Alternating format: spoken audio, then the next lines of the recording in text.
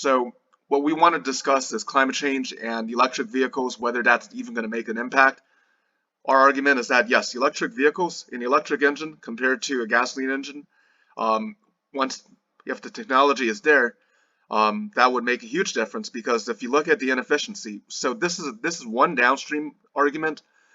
Generally, we're against this whole moralizing argument, this downstream argument. Basically, upstream, for example, switching from, for example, coal and hydrocarbons, petroleum, natural gas to fusion energy.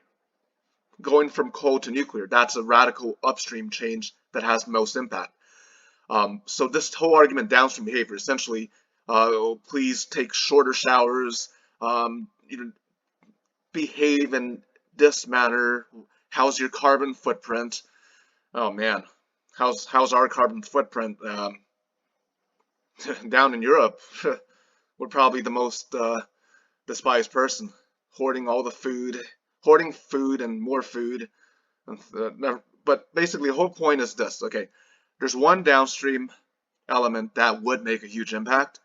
It's the look at all the vehicles on the road. So even with the same stuff that's upstream, for example, the source of the electricity that's powering your home, for example, if it goes to, basically if it's generated by petroleum, even with the same existing source, by basically if all the vehicles switch to fully electric now, and if there was a national electricity, if there's a national grid to ensure that to support electric vehicles, that would actually be a downstream game changer that adds great value in reducing emissions without even, basically going from keep the petroleum plant. I mean, you want to eventually get to nuclear fusion, but if the vehicles go green, that's a huge impact. But our argument is that basically we have no interest in switching from, example, a gasoline-powered Wrangler or a, Toyota 4Runner. We have no interest in going from our 2015 Toyota 4Runner to an electric vehicle until and unless this criteria is met. It has to have the same size and power, the same torque, the same, every technical metric has to be met and exceeded. We don't want to drive a fancy looking, electric vehicle that's going to restrict our freedom of movement. We don't want anything that has some automatic safety shutoffs.